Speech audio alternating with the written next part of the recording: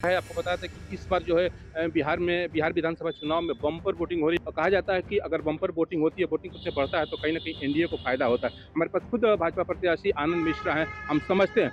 क्या कहेंगे वोटिंग तो बहुत ज़्यादा हो रही है? जी, बिल्कुल, ये दिखाता है कि यहाँ की जनता एक बदलाव और विकास के पक्ष में है। एनडीए पे भरोसा है, जो कि बिहार के भविष्य को सँवार सकता है। जो बिहार ने रफ़्तार पकड़ी है, उसी रफ़्तार पे बक्सर भी चलना चाहता है। तो ये साफ-साफ जो अप्रत्याशित वोटिंग और जो एक्सपेक्टेशंस नहीं थे लोगों के, जो वोटिंग हो रहे हैं, इसका साफ-साफ ये इंडिकेशन है कि अब जनमत पूर्णतः एनडीए के पक्ष में है। मान रहे हैं कि आप जीत रहे हैं क्या? एनडीए जीत रहा है। मैं तो एक नुमाइंदा हूँ उनका, बट हाँ, मैं जीत रहा हूँ। एनडीए जीत रहा है यहाँ पे बीजेपी की सीटें करके। क्या आप प्राथमिकताएँ होंगी बक्सर के लिए अगर आपको बक्सर की जनता आपको अपना एमएलए चुनती है, प्राथमिकताएँ में क्या होगी? देखिए, हमारी प्राथमिकताएँ रहेंगी कि जिस करप्शन के दलदल में फँसा दिया गया था पिछले 10 साल से, उसको पहले निकाला जाए और जो बिहार ने जो रफ़्तार पकड़ा, उस रफ़्तार के साथ बक्सर को जोड़ा जाए। इसमें हमारे जो हेल्थ व्यवस्था, मतलब जो स्वास्थ्य व्यवस्था है, शिक्षा व्यवस्था है, इस जगह का जो कानून व्यवस्था है, साथ ही जो इंफ्रास्ट्रक्चर का इश्यूज़ है, रोड्स का इश्यूज़ है, बहुत छोटी-छोटी कुछ प्रॉब्लम्स हैं, लेकिन यहाँ की जनता के लिए बड़े प्रॉब्लम्स हैं। तो ये सारी चीज़ों को सेट करेंगे और पिछले 3-4 दिन पहले एक मैंने बड़ा डिटेल्ड मैनिफेस्टो जारी किया था, वो सब कुछ हमारे प्रायोरिटी में रहेगा। आमतौर पे प्रत्याशी अपना मैनिफेस्टो जारी नहीं करता है, लेकिन आपने किया।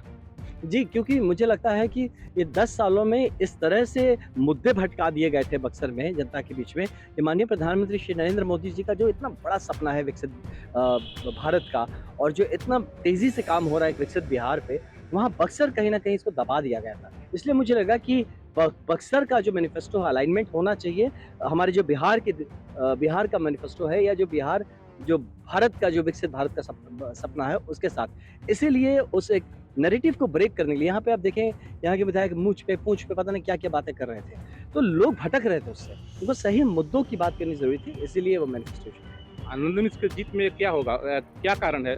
नरेंद्र मोदी हैं, नीतीश कुमार हैं या फिर खुद एक पूर्व आईपीएस की छवि?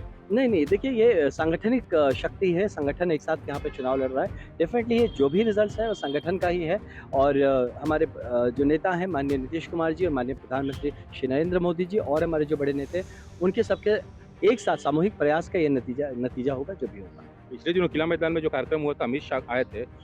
स्टेज से उन्होंने आपका 4 या 5 बार नाम लिया। कुछ खास है क्या? नहीं, देखिए, अब हम लोग के लिए ही प्रोग्राम किया गया था, तो हम लोग का नाम ले रहे थे इसमें, तो मतलब प्रत्याशी के लिए तो आए थे कि जिसको प्रमोट करना था, तो वही कर रहे थे। तो मुझे लगता है कि नेचुरल है, नॉर्मल है, और अगर जैसा जो जब दायित्व देते रहेंगे, हम लोग उसको पूरा करते रहेंगे। मंत्री पद? नहीं, देखिए, हम किसी पद के आकांक्षी नहीं हैं हम लोग, हम संगठन के हिस्सा हैं। संगठन ने बोला चुनाव लड़ो, लड़ रहे हैं। संगठन जो काम देगा, बोलेगा मुद्दे उठाओ सिर्फ एमएलए बन के, एमएलए उठाएँगे, बोले मंत्री बन के करो, मंत्री बन के। जो काम देंगे वो करेंगे, संगठन हित, देश हित में काम करेंगे। कि माना ये जा रहा है क्योंकि ब्रह्मपुर में जो कार्यक्रम हुआ था, नियाजीपुर में खुद चिराग पासवान बोले थे कि अगर आप जिताते हैं तो वो उनको बड़ी जिम्मेदारी मिलेगी। राजपुर में हम देखें तो पूर्व मंत्री ही हैं एनडीए के प्रत्याशी। तो कहीं न कहीं अगर बक्सर में भी देखें तो बीजेपी प्रत्याशी हैं और बिल्कुल अमित शाह के करीबी हैं, तो ये कहीं न कहीं चीज़ें निकल कर के आ रही है। ऐसा हो सकता है कि बक्सर से 3 मंत्री हों। देखिए, अब मुझे नहीं पता राजनीति किन समीकरणों पे चलती है। मैं एक सिंपल सा डेडिकेटेड सिपाही हूँ, मैं बता रहा हूँ अपने दल का। जो मुझे, मेरा दल, मेरा संगठन, मेरा एनडीए जो कहेगा, जो भी काम देगा करेंगे। अगर उनको लगता है कि यहाँ से 3 मंत्री बनाने हैं, तो बनाएँगे, या जैसा जो काम देंगे वो किया जाएगा। अभी जो वोटिंग है गदगद है। नहीं, गदगद तो नहीं, अभी देखिए, और वोटिंग हमें बेहतर करना है। मैं तो, हम लोग टारगेट करके चले थे अपने लोगों के 80% को टारगेट लेके चलिए, कि कम से कम 80% वोटिंग होना चाहिए। धन्यवाद। धन्यवाद। ऐसे में हम कह सकते हैं जिस तरह की अभी बात हो रही थी आनंद मिश्र से, निश्चित रूप से कहीं न कहीं चेहरे पे मुस्कान है। भारत एक्सप्रेस के लिए बक्सर से शांत राय।